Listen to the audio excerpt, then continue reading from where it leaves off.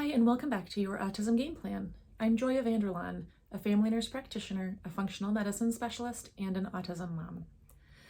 I want to share a little bit with you about our story, and I've said a few things about it before.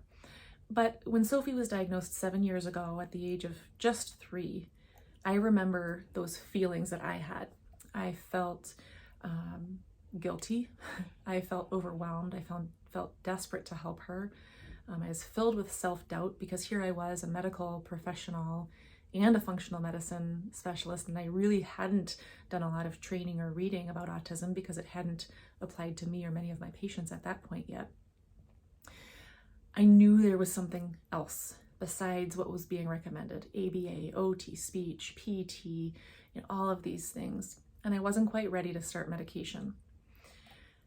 These many years later, I've learned so much by helping my own daughter out of that desperation and that hope, that knowledge that she can be better, and then helping other patients as well.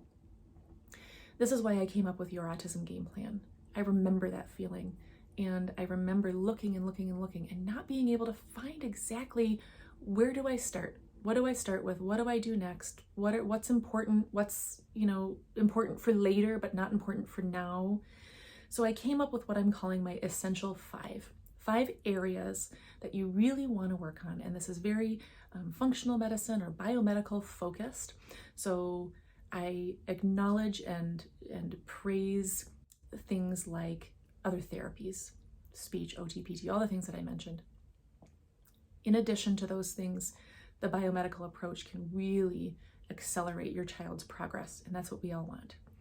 So join my email newsletter. It's on our website, www.yourautismgameplan.com, and you'll easily be able to sign up for the course when it comes out. I'm currently working on the course right now. My hope is to get it done within the next month for sure. And you'll be the first to know about that course when it comes out. We are so excited. It's been a lot of hard work, but I know that it's going to help so many people. So keep an eye out for that. In the meantime, today, I had some requests to talk about iron deficiency and iron deficiency in autism. And so that's what we're going to be talking about today.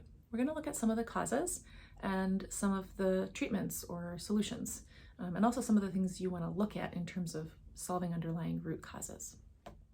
So iron deficiency in our kids is one of those things that can have a lot of different causes and a lot of different effects. And depending on the cause, you're going to pick a different treatment. Now, it makes it a little bit harder with their autistic kiddos to treat something like, for instance, iron deficiency anemia, because aside from looking at the root cause, are they bleeding from somewhere, just giving them iron isn't going to solve the problem necessarily. And since so many of our kids struggle with GI issues like constipation, and iron supplementation can sometimes worsen constipation depending on what form of iron you give, it can be so difficult to treat iron deficiency anemia. So I'm going to go over a few causes of anemia, and then depending on the cause, what you might be able to do about it. I want to be very clear here. Do not give your child iron supplementation if you do not have blood work to understand the cause or the source of their anemia. Now, at least in the US, and I believe in Canada and probably most of the other countries around the world that are resourced countries, children between the age of 9 and 12 months are routinely screened for iron deficiency anemia. Now, if the anemia has been going on for a long time or started after that screening, for instance, the body adapts. If it's a very sudden onset anemia, then you may notice symptoms in your child. But if it's been a long-standing anemia, maybe from a very slow GI bleed or maybe from a nutritional deficiency, then the body adapts, and you may not notice these symptoms in your child. But some of the ones to look out for would be pallor, in other words, paleness. So when people look under the eye like this, we're looking at that mucous membrane inside the eye, and is that more pale looking? It should be a nice pinky color. Same with the tongue. The tongue should be a nice pink color, not sort of like light pink and pale looking. The other thing that you can notice is fatigue. And that's not only fatigue during the day, kind of with normal activities, but maybe they don't have the stamina that their peers have. Pica can be another symptom of iron deficiency. I almost think about it like they're looking to eat these non-food items because they're trying to look for iron, to get iron in somehow. And then something that you may not be aware of or able to evaluate is a racing heartbeat. In an attempt to get oxygen circulating, because they don't have enough red blood cells to carry that oxygen as well, the heart needs to pump faster to circulate all that blood to reach all of our tissues. So a faster heart rate can be one symptom too of anemia. Now, it's difficult with kids because as kids age, their normal heart rate decreases. So the younger the child, typically the faster the heart rate to a point, but the range changes. So that may not be something you can test at home. But the pallor, so the paleness, pica, and fatigue are three things you may notice if your child has anemia. The first cause of anemia and the most usual cause is an iron deficiency anemia. And iron deficiency can be caused by a few different things. Could be caused by a nutritional, like a lack of intake of iron, or it could be caused by malabsorption of the iron and other nutrients then likely as well. Or it could be caused by blood loss. Now, blood loss typically is going to be happening through the GI system in this situation, although it could be anywhere.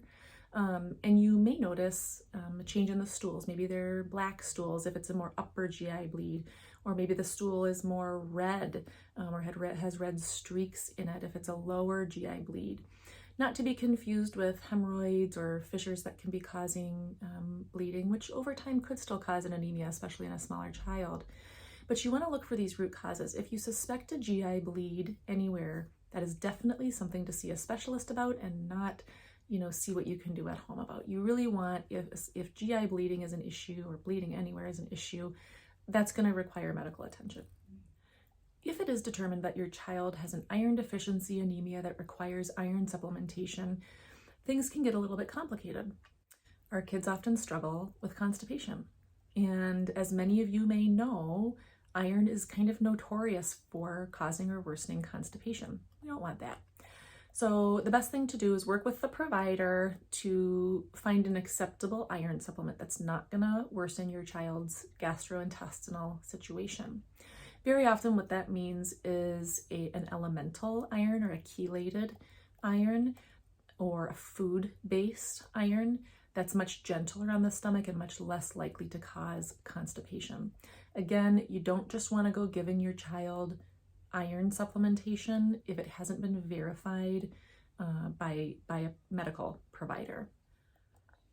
Nutritional insufficiency is another reason why there could be a iron deficiency anemia or even a B12 or folate deficiency anemia.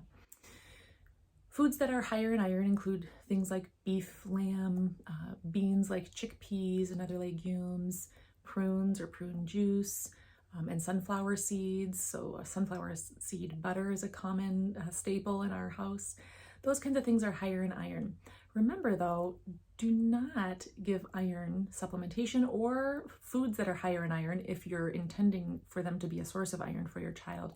Do not give those foods with soy or calcium because those two things can inhibit the absorption of iron from the gastrointestinal system.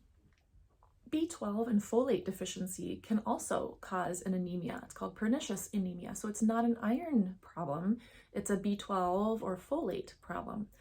Now I've done other videos on the importance of B12 and folate and then even lithium as it connects to B12. So be sure to go back and watch those. But we know that B12 and folate are so important for things like methylation and mitochondrial function. And methylation is a way by which we produce new cells, including our blood cells. So we need to have that process of methylation going on, and that requires B12 and folate. Now, our kids are very often already really picky eaters, and so they may not be eating those high iron foods. Vegans and vegetarians are at higher risk of having a B12 deficiency because big sources of B12 are meat-based or animal-based. Even if you haven't intentionally chosen to have your child be vegan or vegetarian, functionally they may be, right? Are they choosing to eat meat? Are they avoiding the meat and other foods with iron in it? So you have to think about that. Are they getting enough iron through their diet? Even if they are getting enough iron in their diet, is there intestinal system in a state where it can absorb these nutrients? Is there inflammation? Is there infection like yeast overgrowth? Is transit time too short? Are they just passing that food so quickly right through their system and having diarrhea, for example? So not only do we want to think about nutrient intake, we want to think about nutrient absorption, because even if they're eating it, we have to think about if they're absorbing it and pulling it into their system to use it. This is one of the reasons why we focus so much on gut health. It's not the end-all and be-all, but it is one of the foundational systems that needs to be looked at and addressed if we're hoping to make progress with our autistic children. And lastly, lead toxicity or lead poisoning can definitely cause anemia. We like to think that all our kids are safe and their lead levels are fine. In our type of resourced countries, lead testing is done, usually at the pediatrician's office, for example. But if lead is high, that means almost certainly iron and maybe zinc and copper are going to be low, because all of those minerals are competing for binding sites. And so actually, one preventative measure against lead toxicity is making sure that a child has adequate iron in their system, and calcium and vitamin C, but iron is big for lead toxicity prevention. Thanks for watching. I hope you're a little more informed now than you were before watching about iron deficiency anemia and other types of anemia and what to look out for in your child. Remember, be gentle with yourself. You're doing a great job.